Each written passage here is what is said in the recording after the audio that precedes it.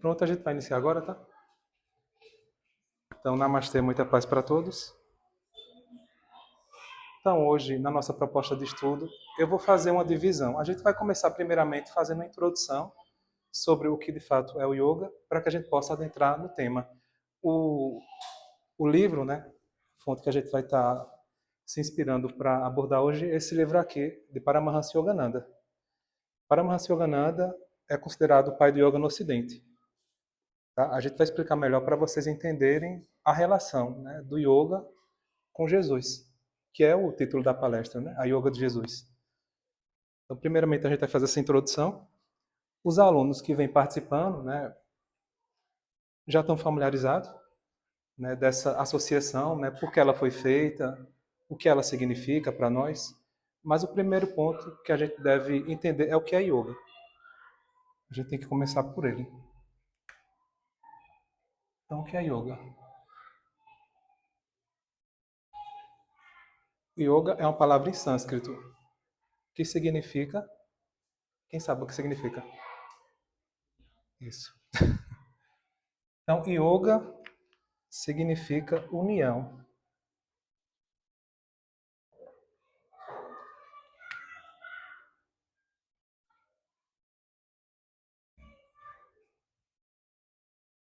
Mas união com o quê? Pode ser união com muitas coisas, né? União entre homem e mulher, união entre as pessoas. O que será que representa essa união? É união com o quê?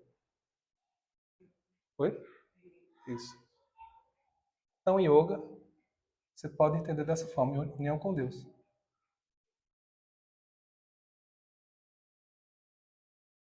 Na perspectiva do yoga, Deus, ele não é aquele velhinho que está lá longe, mas na verdade ele é algo a ser alcançado dentro de nós. Então, Deus é uma experiência a ser alcançada. Vocês podem também entender dessa forma, né? Atma, ou self, que é a mesma coisa. Por isso que a nossa escola tem esse nome aqui, Atma. Atma é um termo em sânscrito, que na verdade significa self. Só que Atma, na verdade, representa esse fragmento de Deus em nós. Essa parte de Deus que habita em nós. Só que a gente esqueceu. Por isso que a gente pratica yoga, para relembrar aquilo que a gente sempre foi. Aí vocês vão perceber por que Jesus falava, né? Vós sois deuses, né? Tudo que eu fiz, vós podereis fazer muito mais. Ele estava se referindo, na verdade, a essa experiência aqui. Quando a alma ela desabrocha e ela se percebe como um com o divino. E foi por isso que ele foi condenado, perseguido, né, pelos religiosos. Eles não aceitavam que o indivíduo podia ter essa conexão direta com Deus. Mas isso há milênios na Índia, né, sempre foi compreendido e buscado. Tá? Então, yoga é uma metodologia prática que tem por objetivo levar você a essa consciência. Essa metodologia prática, ela envolve uma ética, envolve um comportamento, envolve tipos de ações, envolve todo um trabalho energético de práticas, de asanas, pranayamas, para você chegar no ápice. Então, o ápice do yoga é a meditação. Então, o ápice do yoga, na verdade, é a meditação. Aqui é a meditação. Porque é na meditação, na experiência da meditação, que você vai ter essa percepção do sagrado dentro de si. A gente falou no início o quanto as pessoas elas projetam fora a sua realização. Seja nas pessoas, seja em objetos, elas não conseguem ver em si mesmas, né? Então, as pessoas elas não conseguem viver o sentido real da paz. Porque se a sua paz ela tem dependência, ela não é verdadeira. Tem aquelas pessoas que falam, para eu estar em paz, eu tenho que estar em tal lugar, eu tenho que estar com fulano, cicrano. Isso não é uma verdadeira paz. A verdadeira paz ela é uma experiência que pode ser obtida a partir da sua prática. Então, o yoga é essa metodologia que vai revelar exatamente isso aqui. Onde realmente está a sua realização? O Yogananda, ele define yoga como o caminho da autorrealização. Olha que coisa curiosa. Autorrealização. Porque o objetivo da vida, ele é alcançado quando você chega nesse entendimento aqui. A gente tem vários exemplos, né, de pessoas que projetam fora, né, no trabalho, nos relacionamentos, passa-se um tempo, se frustra, né, adoece. Não que não seja importante, tá? Mas a nossa verdadeira realização ela deve ser buscada dentro de nós. Então, quando você atinge esse objetivo, né, essa união aqui, você se autorrealiza. Você atingiu a meta da vida. Então, o yoga, ele seria esse... O Yogananda fala muito de avião a jato, onde ele vai fazer com que você chegue nessa meta mais rápido. E muitos de vocês que praticam há algum tempo, né, tem até pessoas que estão há alguns anos, sabem bem disso, a mudança que a prática do yoga proporciona. Isso quem realmente vive, tá? A gente não está falando de quem vem, faz a prática, né, depois tá nem aí. Mas as pessoas que realmente incorporam o yoga como filosofia de vida, através desses passos que eu falei, né, uma mudança, tipos de ações, práticas, a pessoa vê uma transformação profunda na sua vida, né? A sua consciência se expande, você tem um novo olhar. Tudo isso como consequência de um processo que é yoga. E o yoga é uma prática milenar. Acredita-se que o yoga tenha mais ou menos 5.000 anos. Entendeu? É algo antigo. Aí vamos chegar agora no livro, né? Paramahansa Yogananda, ele foi o pai do yoga no Ocidente. Ele foi incumbido por uma tradição de mestres a vir para o Ocidente ensinar para as pessoas a prática meditativa. Isso em 1920. Hoje existe uma dificuldade em as pessoas entenderem o que é yoga, o que é meditação. Imagine isso em 1920. Acho que era até um período da Segunda Guerra Mundial, se eu não me engano. Né? Então, ele veio com essa incumbência. Na verdade, foram duas. A primeira, revelar aos ocidentais a ciência da meditação e mostrar a relação direta entre os ensinamentos de Jesus e os ensinamentos de Krishna, da Bhagavad Gita. Foram essas duas missões dele. O que ele fez perfeitamente. Então, quando ele veio, ele vai escrever esse livro aqui que eu mostrei para vocês. Deixa eu pegar aqui novamente, Mirella. Esse livro aqui, ele não é simplesmente um livro com comentários, mas é um livro de quem comungou dessa experiência. Como yogi, o Yogananda ele teve esse contato também com Cristo. E a partir disso, ele vai escrever esse livro. Assim como grandes santos tiveram contato, né? A gente tem, por exemplo, Santa Rita de Cássia, Teresa d'Ávila, Padre Pio, né? Pessoas que tiveram comunhão profunda com Cristo, Francisco de Assis. E a gente sabe pela o modo de vida que essas pessoas tiveram, né? Como Jesus falava, né? Você conhece uma árvore pelo fruto, né? Então, o estilo de vida que essas pessoas tiveram denota esse contato, né? Então, Yogananda, ele foi um santo da Índia que também teve o contato com Jesus. E teve essa proposta de escrever esse livro. Porque, infelizmente, os ensinamentos de Jesus, eles foram perdidos, distorcidos. Você não vê, na prática, os cristãos aplicando, de fato, o evangelho. Por mais incrível que pareça isso. E foi isso que levou Gandhi a falar: eu amo os cristãos, mas eu não gosto, quer dizer, eu amo Cristo, mas eu não gosto dos cristãos. Porque os cristãos são tão diferentes do Cristo, o Gandhi. Agora, por que ele falou isso? Porque, certo momento, ele desejou ir para uma igreja e ele foi barrado por conta da cor de pele dele. O Gandhi, veja. Mas o Gandhi, ele exemplificou o evangelho na prática, né? O amar uns aos outros, né? Ele exemplificou. Porque naquela época, os indianos eles eram considerados pagãos. Então, os cristãos não aceitavam, né? Queriam catequizar todo mundo, né? Mas o Gandhi, por mais que não tenha sido cristão, ele exemplificou. O que é você viver essa consciência crística, né? Veja, o Gandhi, né? Então, hoje a gente vê essa situação, né? Onde os seguidores não aplicam. E se realmente aplicasse, né, certamente o nosso mundo estaria diferente, né? Porque um terço da população mundial se considera cristão, né? Mas e a prática, né? Então, isso denota que essas pessoas conhecem, mas não trouxeram para dentro de si mesmo o ensinamento. Conhece apenas por conhecer, né? Teórico. Mas realmente de experienciar, de viver, é outra coisa. Os dados nos mostram isso. Tá? Os dados nos mostram isso. Quem vive realmente muda de vida totalmente, né? E o Yogananda foi uma dessas pessoas que exemplificou uma vida crística baseada nessa compreensão que ele tinha do yoga também. Os ensinamentos de Jesus, eles expressam a essência do yoga, dessa conexão com Deus, dessa capacidade de você buscá-lo dentro de si mesmo. Jesus, ele ensinava muito em parábolas, né? Todo mundo sabe. Vocês sabem por que ele fazia isso?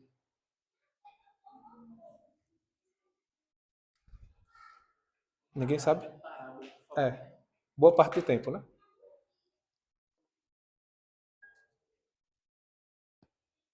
Os discípulos perguntou para ele. E ele falou que nem todo mundo tinha a capacidade de compreendê-lo naquela época.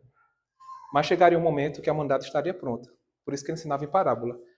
Então as pessoas que não tinham a capacidade de acessar a profundidade ficavam com superficial. E aqueles que estavam realmente aptos acessavam a essência. Então o ensinamento em parábola era uma forma de preservar o conhecimento que ele tinha para passar para as pessoas. Sobre as parábolas. Então, Jesus tinha dois tipos de ensinamento. O ensinamento que a gente chama de esotérico, fechado, e o ensinamento exotérico, público. Aí ele usava as parábolas. Porque ele dizia que as pessoas ainda não tinham capacidade de compreendê-lo. Né? E deu no que deu. Né? As pessoas não tinham capacidade de acessar o conhecimento que ele queria passar para o mundo. Né? Então, o que acontece? Muitas pessoas ficam com a parte superficial, que não é ruim, tá? É um ensinamento valioso, mas toda aquela parte profunda, né, realmente ficou destinada aos discípulos e à posteridade. Queria compreender com o passar do tempo. Né? Aí é quando ele fala sobre o Consolador Prometido, né, que seria, o Yogananda fala sobre isso, esse despertar, onde as pessoas teriam a capacidade de compreender melhor o que realmente Jesus quis ensinar. Não apenas o sentido exterior das palavras, mas a profundidade. E essa profundidade é o que eu estou falando que tem relação com o yoga, com essa união com Deus, que todo mundo pode acessar isso. Não é uma coisa que apenas Jesus alcançou. Não, ele nunca falou que ele foi apenas, o único filho de Deus. Ele mostrou que todos nós tínhamos a capacidade de buscá-lo e acessar esse estado de união divina. Né? Quando ele fala, vós sois deuses, tudo que eu fiz vós podereis fazer e muito mais, tua fé te curou, né? Brilha a tua luz. Então ele estava exemplificando essa capacidade que o ser humano tem, só que a gente esqueceu disso. Por esquecer, a gente acaba se identificando com o nosso ego, né? Com o nosso RG, com a nossa profissão. Então a gente passa a viver em função do ego do que em função da nossa essência real. Aí a gente sofre com isso, né? Sofre. Porque a gente não está, de fato, vivendo aquilo que a gente veio fazer nesse mundo, né? Deu para entender a questão da parábola? Então, era uma forma de conservar o ensinamento, a essência. Então, nessa obra do Yogananda, ele vai destrinchar o significado real de cada parábola que ele trazia. Entendeu? Da forma que o Cristo desejava que fosse compreendido. Não apenas o sentido literal da coisa, mas o sentido real a ser vivenciado por cada um de nós. Então, esse foi um dos trabalhos do Yogananda. Agora a gente vai adentrar no encontro de Jesus com a samaritana. Tá? Tu pode ler agora, Mirella? Lembra de ativar o microfone, tá?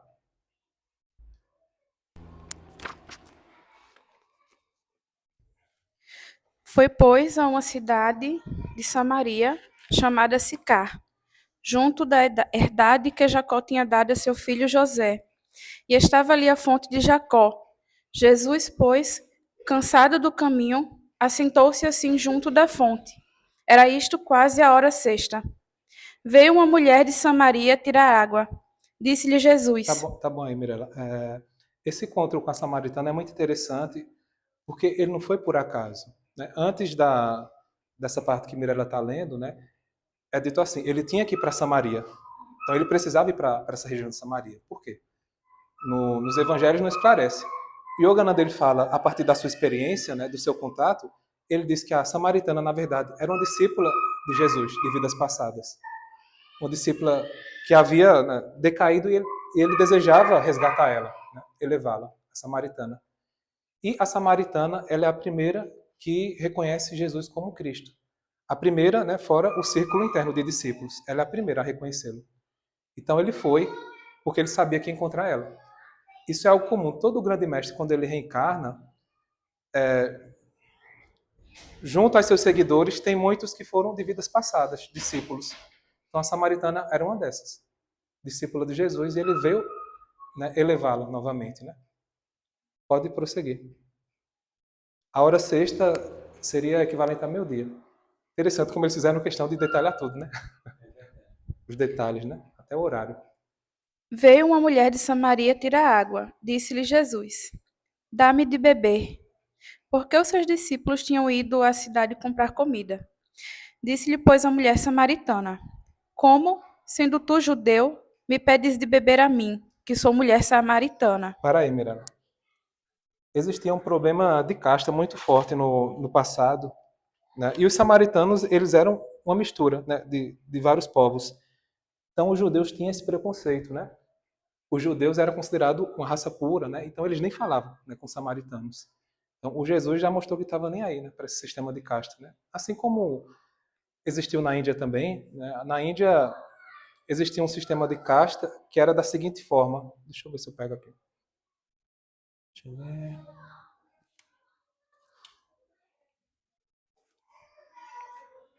Só para fazer uma comparação. Então, na Índia você tinha os brahmanes. Quem assistiu a novela, né, está familiarizado? Mostra um pouco desse preconceito. Os brahmanes eram o quê? Os instrutores, os sacerdotes, né, todo esse pessoal. Vou colocar aqui.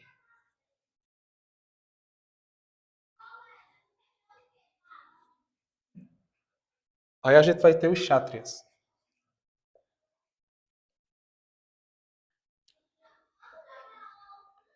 Então, os kshatriyas eram os soldados,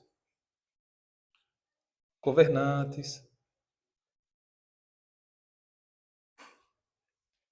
Aí a gente vai ter os vaixas. Os vaixas são os negociantes. Pessoal que trabalha no comércio, né?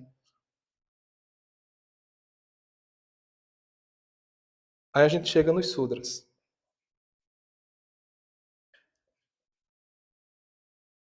Sudras, trabalho braçal, né?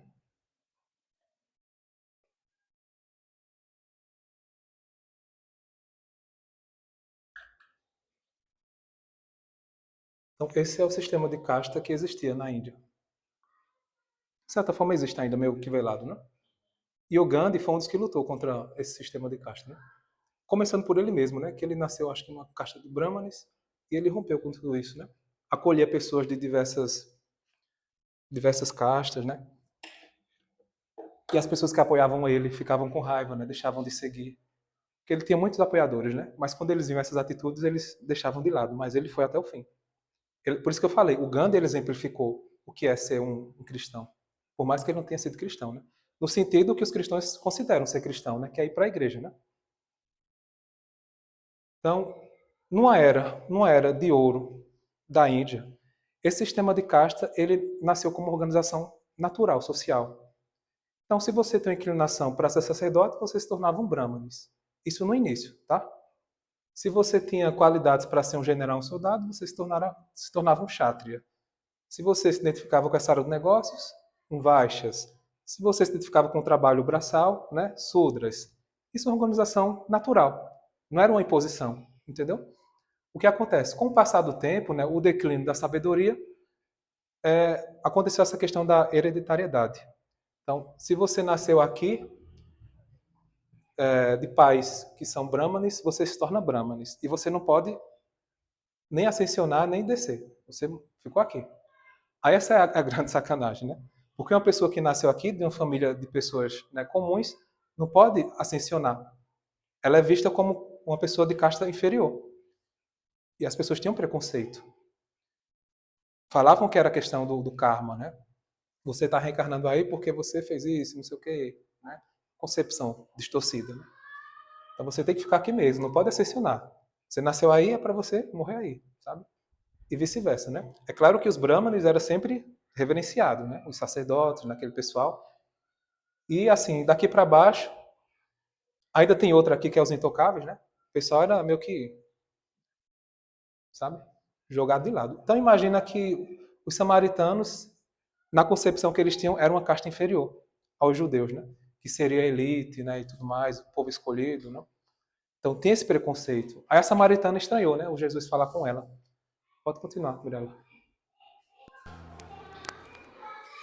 Jesus respondeu e disse-lhe: Se tu conheceras o dom de Deus, e quem é o que te diz, dá-me de beber, tu lhe pedirias, e ele te daria água viva. Opa, para aí.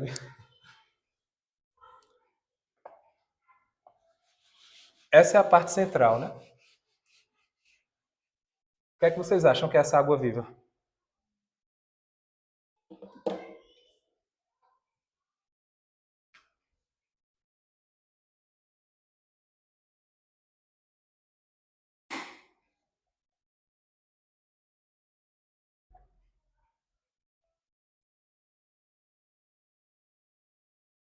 Ninguém quer se habilita? Quer falar, Mirella? É que no catolicismo tem uma música que se refere à água viva, e aí eu acredito que seria a conexão com Deus, seria o amor divino, digamos assim. É Isso. uma água que sempre jorra e nunca. Então, ele estava falando dessa experiência, né? Jesus queria mostrar para ela, né? Despertar nela, né? Essa conexão, né? O Yogananda ele usa autorrealização, né? Mas essa forma ela é verdadeira também. Então é uma conexão espiritual, né? Só que a samaritana, ela não conseguiu compreender, né? Pode continuar. Porque ele estava se referindo com água viva, né? Ela pensou que era uma água que saciaria a sede dela, que ela não precisaria mais ir lá para o poço tirar, né? Hoje a gente tem essa tá habituado a pegar água fácil, né? Imagina lá atrás, né? O pessoal tinha que se deslocar para pegar água, né? Então ela pensou que era esse tipo de água, né? Que jamais ela precisaria ir novamente, né? Pode continuar, Miranda. Disse-lhe a mulher: Senhor, tu não tens com que atirar, e o poço é fundo. Onde, pois, tens a água viva? És tu maior do que o nosso pai Jacó, que nos deu o poço, bebendo ele próprio dele, e os seus filhos e o seu gado? Jesus respondeu e disse-lhe: Qualquer que beber desta água tornará a ter sede, mas aquele que beber da água que eu lhe der nunca terá sede, porque a água que eu lhe der se fará nele uma fonte de água que salte para a vida eterna. Disse-lhe a mulher: Senhor, dá-me dessa água, para que não mais tenha sede e não venha aqui tirá-la. Veja que ela ainda não compreendeu, né, do que se tratava essa água, né? Que era a água da bem-aventurança, né? Era o que ele queria realmente transmitir para ela, né? E ele já conhecia quem era ela, né? É importante que vocês saibam disso. Ele sabe exatamente com quem ele estava falando, né? E tudo foi devidamente planejado, né? O fato de ele estar com ela sozinha, né? O horário, né? Tudo foi muito planejado, né? Pode continuar, Miriam. Disse-lhe Jesus: Vai, chama o teu marido e vem cá. A Peraí, mulher respondeu e peraí, disse: Mariela. Toda alma iluminada, ela sabe tudo sobre a sua vida. Deus ele nos deu a privacidade mental para que a gente possa ter nossas lutas internas e ninguém saiba disso, né? Mas almas realizadas, eles conseguem penetrar em todos os níveis da nossa mente e acessar todas as informações. Então Jesus sabia exatamente com quem ele estava falando, sabia quem era ela, sabia os delícias que ela tinha feito e como ele viu que ela não estava conseguindo compreendê-lo, ele vai, como tentativa, falar sobre os maridos. O marido, né, no caso, né? Aí ela responde, Mirela, ela responde, A mulher respondeu e disse: Não tenho marido. Disse-lhe Jesus: Disseste bem, não tenho marido. Porque tiveste 5 maridos, e o que agora tens não é teu marido. pronto, peraí. Veja, Jesus ficou feliz com a atitude dela, né? Porque ela não negou, ela foi honesta. Ela poderia ter mentido, mas ela foi honesta. Então, a samaritana, ela teve vários relacionamentos, né? E a pessoa com que ela estava, ela não era feliz. Isso tem a ver com o que eu falei, essa questão da projeção da nossa felicidade.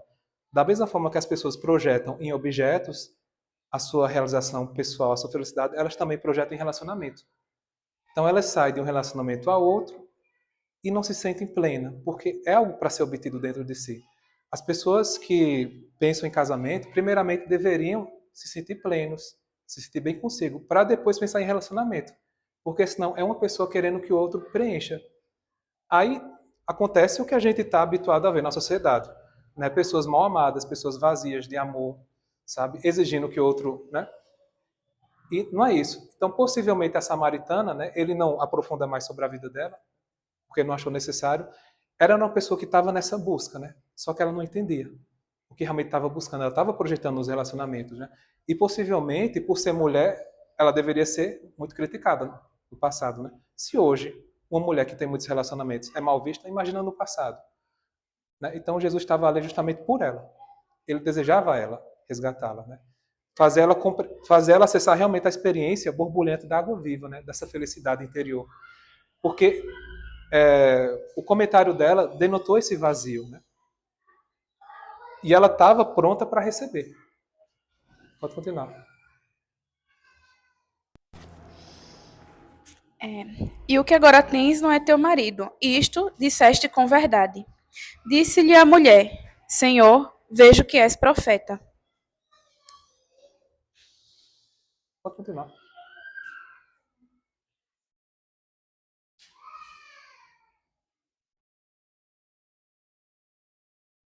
Nossos pais adoraram neste monte, e vós dizeis que é em Jerusalém o lugar onde se deve adorar.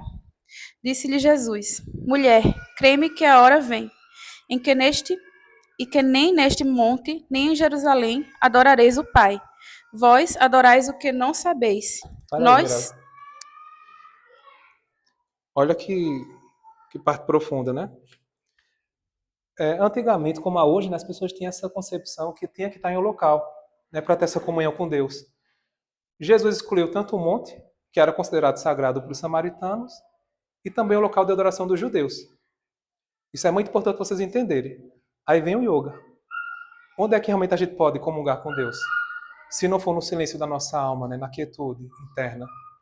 Então Jesus descartou tanto o monte como o templo dos judeus, né? Veja que coisa importante. Por que isso não é aprofundado na igreja, né? Porque a partir do momento que você entende, né, essa sua conexão direta com Deus, qual a necessidade do templo? Né? Você pode ir para troca, né, compartilhamento, como a gente faz com o nosso espaço. Né? Nosso espaço não é imposição de ideias forçadas, é um compartilhamento. Né? Então aqui a gente compartilha informações, práticas, não é uma imposição rígida. Continua, Mirella. vós adorais o que não sabeis, nós adoramos o que sabemos, porque a salvação vem dos judeus. Espera aí, essa parte.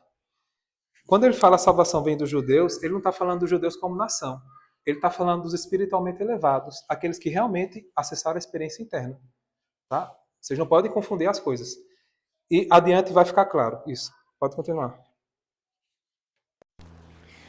Mas a hora vem, e agora é, em que os verdadeiros adoradores adorarão o Pai em espírito e em verdade. Para aí.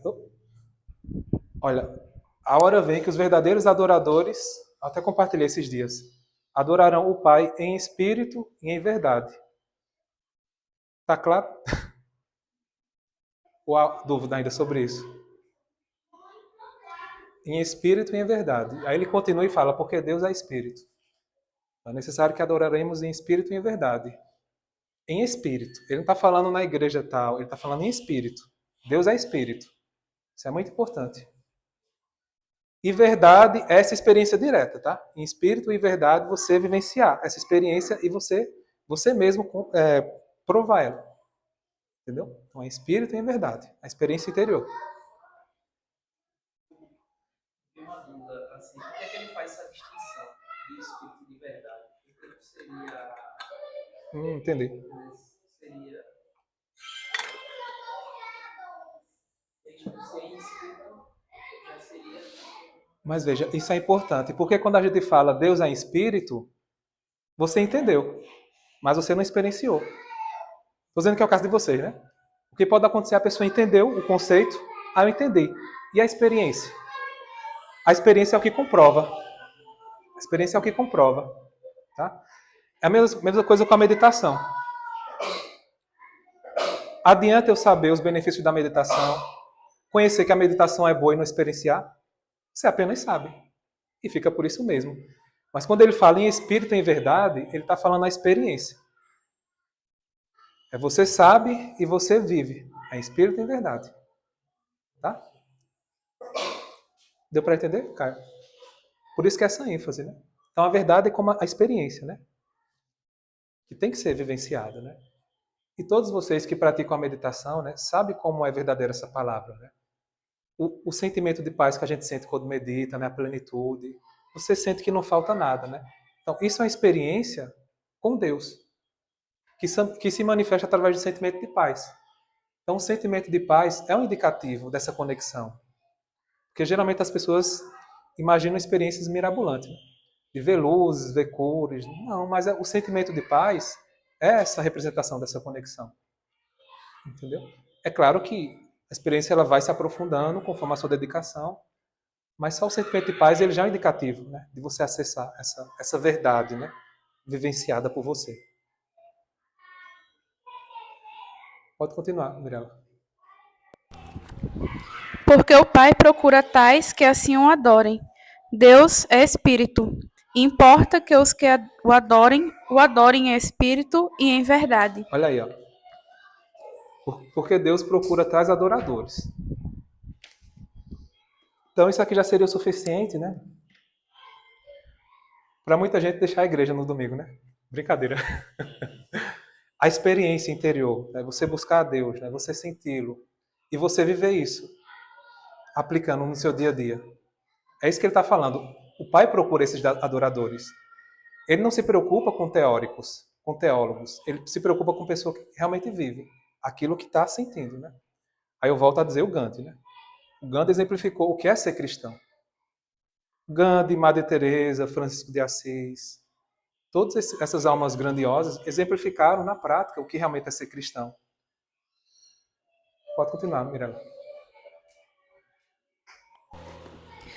A mulher disse-lhe: Eu sei que o Messias, que se chamou Cristo, vem. Quando ele vier, nos anunciará tudo. Espera aí um pouquinho, Mirella. Então, ela desejava uma última resposta dele, que realmente confirmasse que era o Messias que estava ali na frente dela, né? Você sabe que os mestres eles não são vaidosos, né? Eles não gostam de se autoproclamar, né? Mas nesse caso ela necessitava dessa confirmação. E Jesus confirma para ela, né? Uhum. E ela foi a primeira, tá? A reconhecer fora do círculo interno. Veja a importância da samaritana. Jesus disse-lhe: Eu sou, eu que falo contigo. E nisto vieram os seus discípulos, e maravilharam-se de que estivesse falando com uma mulher. Todavia, nenhum lhe disse: Que perguntas? Ou por que falas com ela? Deixou, pois, a mulher o seu cântaro e foi à cidade. Espera aí, Mirella. Essa questão dos discípulos estranharem é por conta da questão da casta, né, que existia, né? Mas em nenhum momento eles julgaram ele. O fato de estar falando com a samaritana. Não era apenas a questão de ser mulher, mas era o fato dela ser samaritana também. Existia um preconceito terrível naquela época. Muito forte mesmo. Né? E Jesus estava ali para romper esses preconceitos, né? Raciais, de casta, né? A gente vê pelos seguidores dele, né? Ele andava com pessoas, né? Os excluídos da sociedade, digamos assim, né? E acolhia todo mundo. Não fazia distinção. E os religiosos ficavam danados com ele por conta disso. E usava isso contra ele, né? Apegado a rituais, né? Tradições. Pode continuar, Mirella. Pôs a mulher o seu cântaro e foi à cidade. E disse àqueles homens: Vinde, vede um homem que me disse tudo quanto tenho feito. Porventura, não é este o Cristo? Saíram, pois, da cidade e foram ter com ele. Peraí. Então imagina a felicidade dela, né? De ter encontrado uma alma, né? Como Cristo. Era uma época obscura, né? E as pessoas, elas tinham essa expectativa que viria um Salvador, né? Sabe? E Jesus estava ali com ela, né? Então ela saiu realmente feliz, né? Com esse encontro, né? E sai falando para todo mundo, né? Do encontro que ela teve. Isso é muito bem representado no seriado, né? Essa alegria que ela tem, essa euforia, né? No seriado. Quem viu sabe, né? Como é bonito o encontro que ele tem com ela, né?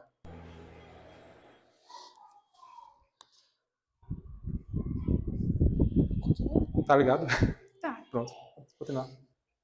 E entretanto os seus discípulos lhe rogaram, dizendo: Rabi, come. Porém, ele lhes disse: Um alimento tenho para comer, que vós não conheceis. Então os discípulos diziam uns aos outros: Trouxe-lhe porventura alguém de comer? Jesus disse-lhes: O meu alimento é fazer a vontade daquele que me enviou e realizar a sua obra. Não dizeis. Peraí, Mirella. Dá uma olhadinha na página 351. Tem uma notinha que eu marquei. Vê se tu acha aí. 351. Isso. Lê aí. Esse rosa, né? É. Os discípulos tinham sido atraídos a Jesus para que pudessem aprender a alimentar a alma. Por isso, Jesus lhes falou do alimento supremamente nutritivo da sabedoria. Quando o homem não é guiado pela sabedoria, o alimento material nem mesmo sustenta o corpo. Por meio de opções erradas de dieta ou da alimentação excessiva, ele pode privar-se de sua saúde e bem-estar físicos. Na casa da maioria das pessoas materialistas do Ocidente, os moradores acordam pela manhã com o pensamento centrado numa xícara de café, torradas, presunto e ovos, e vão dormir à noite pensando no suculento jantar com bife que acabaram de comer. Nos lares espirituais da Índia, o primeiro pensamento pela manhã é beber o néctar da paz na tigela da contemplação profunda, e à noite, antes de dormir, sentam-se no silêncio da meditação para ouvir a voz da paz divina, cantando suavemente, convidando-o a descansar no seio desta paz. Enquanto estiver identificada com o corpo, a pessoa se sentirá tentada a buscar felicidade satisfazendo os desejos e apetites do corpo. Ela sonha ser um milionário, ter uma casa luxuosa, automóveis caros e as melhores refeições que o dinheiro possa comprar. Entretanto, mesmo a observação superficial daqueles que possuem essas coisas dissipa sua ilusória suficiência. A fartura material atrai as pestes infestadoras da preocupação, da inquietude, do tédio, da insatisfação psicológica e espiritual. Ao acordar pela manhã, antes de dormir à noite e na hora das refeições, as pessoas deveriam, com o pensamento em Deus, libertar sua consciência da pestilência material. A busca da sintonia com a vontade de Deus na meditação profunda nos torna possível estar no mundo sem ser do mundo. Perfeito, é muito bonito esse comentário dele. Então, Jesus estava dando um puxão de orelha, né? Nos discípulos, eles preocupados com o alimento, né? Aí ele fala, o meu alimento é fazer a vontade do Pai. Jesus estava em êxtase o tempo todo, então isso trazia uma saciedade para ele. Então, ele estava querendo ensinar isso para os discípulos, né? Que em primeiro lugar vem a comunhão com Deus. É por isso que na Índia, né, existe essa tradição onde a primeira coisa que você faz quando acorda é a comunhão, é a meditação. Depois você se alimenta. E à noite a mesma coisa. Já a gente não, né? A gente acorda com o celular, muitos até com o triste hábito de colocar o celular embaixo do travesseiro, né? Vê mensagem ali do trabalho, já vai descompensada, né? Dispara vários gatilhos de ansiedade. E assim a pessoa começa o dia, totalmente desgastada, desmotivada. E à noite a mesma coisa, né? Remoendo as coisas do dia a dia. Então que a gente possa, né, a partir dessa mensagem, desse comentário, tentar buscar o que realmente é importante para nós. E reservar um momento para isso, né? O início do dia é muito importante porque é quando a gente começa o dia. A forma que a gente começa o dia define o longo do nosso dia, como é que vai ser. Então, se você acordou o dia já com aquele disparo de ansiedade, pode ter certeza que vai se propagar. Então, Jesus estava dando esse puxão de orelha para mostrar a importância dessa comunhão, em primeiro lugar, né? Isso que ele fala, buscai o reino dos céus, né? A nossa espiritualidade e tudo mais vos será dado em acréscimo. Né? Então, isso tem que estar bem definido na nossa vida, né? Tem que ser realmente prioridade. Não pode ser apenas uma teoria, né? Aí a pergunta do Caio, né? A gente sabe, né? Sabe, mas é só teoria mental, né? Porque a gente ainda não está vivenciando isso, tá? Aí, faça. Nesse tempo, os dois estavam juntos ou Judas já tinha traído ele? Não, isso foi no início. A samaritana foi a primeira a reconhecê-lo. Não foi bem no início. Só que eles tinham saído pegar comida e ele ficou. Ele na verdade ele queria ficar sozinho, né? Para não expor ela, porque ela tinha uma questão assim, eu vou dizer assim, moral, né? Imagina, né? Você ser exposto na frente de 12 pessoas, né? Então ele queria ficar a sós com ela, né? Ela tinha uma questão assim pessoal que não cabia as outras pessoas saberem, né? Nem os próprios seguidores dele, né? Então ele fez questão de estar sozinha com ela. Né? Então esse encontro ele é bem especial, né? É isso que vocês têm que entender, né? E o Yogananda ele esclarece quando ele diz que ela era uma discípula, né? Aí começa a fazer sentido, né? Ele sabia quem era ela, né? Ele foi por conta dela, né? Entenderam? Aí pode continuar. Jesus disse-lhes: O meu alimento é fazer a vontade daquele que me enviou e realizar a sua obra. Não dizeis vós que ainda há 4 meses até que venha a ceifa? Eis que eu vos digo: levantai os vossos olhos e vede as terras, que já estão brancas para a ceifa. E o que ceifa recebe galardão. Peraí, Mirela. Ó, levantai vossos olhos. O que é que isso significa para vocês? É elevar a consciência. Porque a consciência do homem ainda se encontra nos centros inferiores, né? 80% da pessoa, a sua preocupação é apenas comer, trabalho e fazer sexo. Então, comer, trabalho e fazer sexo. Então, o homem se converte mais no animal do que propriamente no ser humano. Porque ele é totalmente preso por essas necessidades. Então, quando ele fala elevar os olhos, né, ele fala elevar a consciência. E no yoga a gente tem até uma prática que ela é você olhar aqui para cima, né? Porque esse movimento força a minha atenção para cima, para os centros superiores. É engraçado porque quando a gente observa uma pessoa muito assim, a gente já sabe que ela está cabisbaixa, né? Então, o nosso olhar ele denota muito onde está a nossa consciência, né? Se eu estou assim, eu estou cabisbaixo. Se eu estou com aquele olhar vazio, eu estou preocupado. Né? Agora, quando eu levo aqui para cima, né, automaticamente eu estou forçando a minha consciência a ativar esses centros superiores. No yoga a gente tem uma prática. E ela se chama Shambhavi Mudra, que é você direcionar a visão para cima. Forçar a consciência para subir, sabe? Então ele estava falando sobre isso, sobre a ceifa divina. Numa lavoura comum é necessário um tempo. Você planta, aí ele fala 4 meses, né? Para você colher. Mas na ceifa divina não, porque todos nós já possuímos o selo de filhos de Deus. Então é como se já estivesse pronto para a gente colher. Entenderam? Não há necessidade desse tempo. Agora você tem que levar consciência para perceber isso. É isso que ele está falando. Né? Sobre Como é que é? Deixa eu ver aqui. Anotei. Pode continuar, Mirella. Fugiu aqui da mente. Levantai os vossos olhos e vede as terras, que já estão brancas para a ceifa. E o que ceifa recebe galardão, e ajunta fruto para a vida eterna. Para que, assim o que semeia, como o que ceifa, ambos se regozijem. Porque nisto é verdadeiro ditado, que um é o que semeia e o outro o que ceifa. Peraí, Mirella. Então ele está mostrando, né, que esse contato que a gente pode ter, ele produz muita mudança, tanto para a gente como para as outras pessoas. Assim como o Gandhi mostrou na prática, né, um indivíduo conseguiu fazer uma revolução. Veja, um indivíduo. Então que a gente possa sempre acreditar na nossa capacidade, né? Uma pessoa é o suficiente para fazer uma revolução. Né? O Gandhi nos mostrou isso, né? Os grandes iluminados, né, nos mostraram também, porque até hoje a gente estuda sobre eles, né? Então, um indivíduo é o suficiente para fazer uma mudança, uma transformação. E essa nossa mudança, ela beneficia todo mundo, pessoas do trabalho, né, Sueli? Pessoas do nosso lar. A nossa transformação, ela beneficia todo mundo. Tá? Então, por mais que a gente não tenha esse poder de modificar o padrão coletivo, ainda assim, se eu consigo me transformar e começar a influenciar pessoas próximas, já está ótimo, né? Entendeu? Porque esse, na verdade, as pessoas se preocupam muito com o propósito de vida. O nosso propósito maior é esse. É você ser uma pessoa melhor a cada dia. Porque a partir disso, esse propósito maior que as pessoas procuram vem como desdobramento. Não tem como você encontrar um propósito se não for pelo trabalho, né? Porque o propósito está muito conectado ao trabalho, né? Ao serviço, né? Desinteressado. Então, à medida que você vai se esforçando em se tornar uma pessoa melhor, o trabalho real ele vai se desdobrando. Pode continuar, Mirella. Porque nisto é verdadeiro ditado, que um é o que semeia, o outro o que ceifa. Eu vos enviei a ceifar onde vós não trabalhastes. Outros trabalharão, e vós entrastes no seu trabalho. E muitos dos samaritanos daquela cidade creram nele, pela palavra da mulher que testificou. Peraí, Mirella.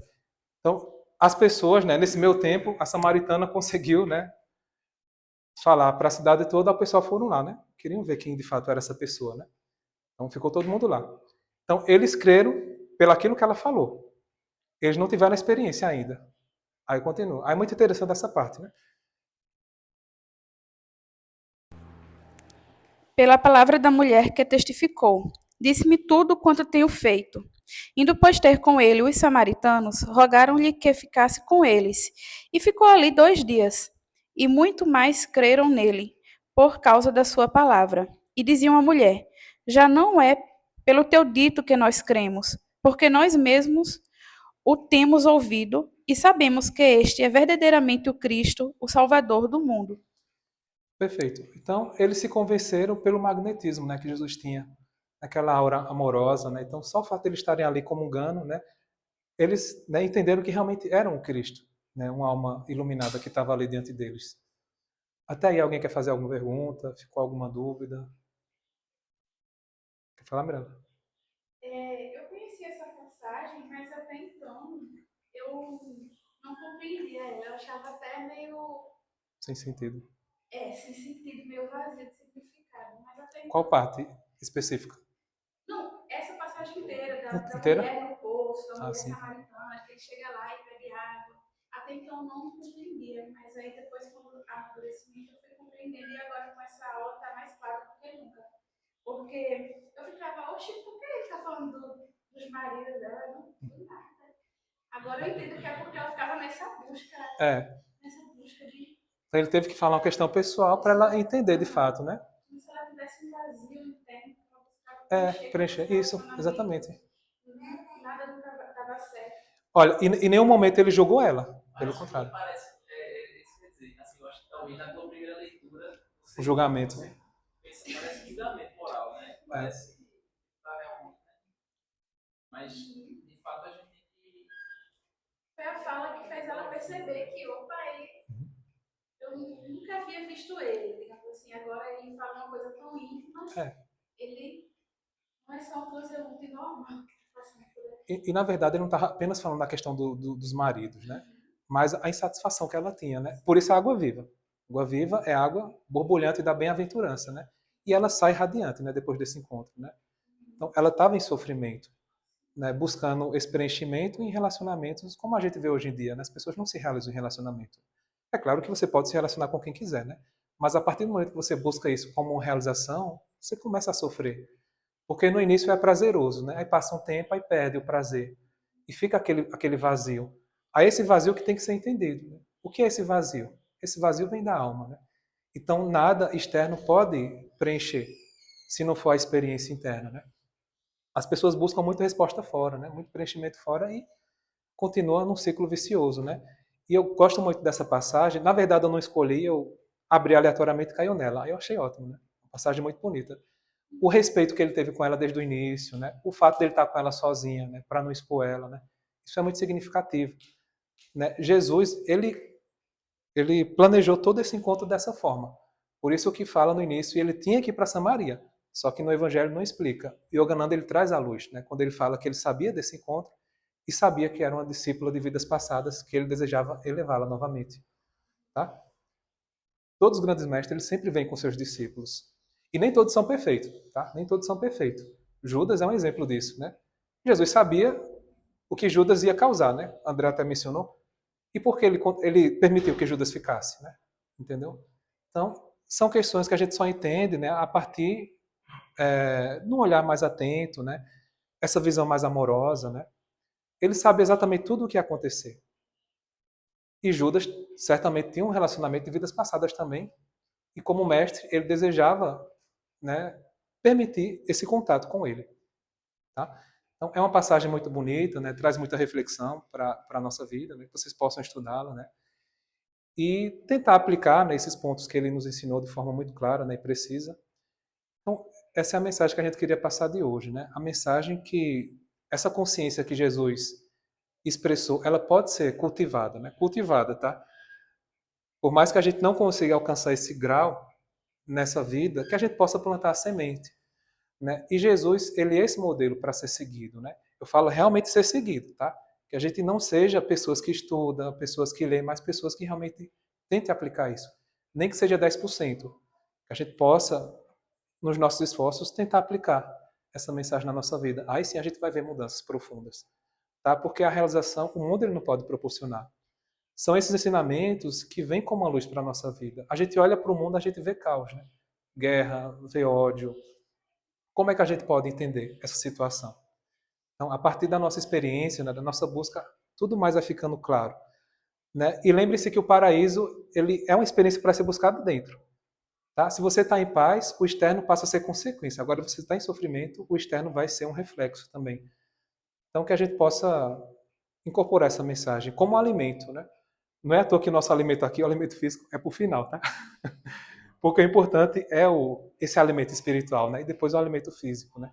Para que a gente possa alimentar nossa alma dessa forma. Então, muita paz para todos e até a próxima. Agora a gente pode comer.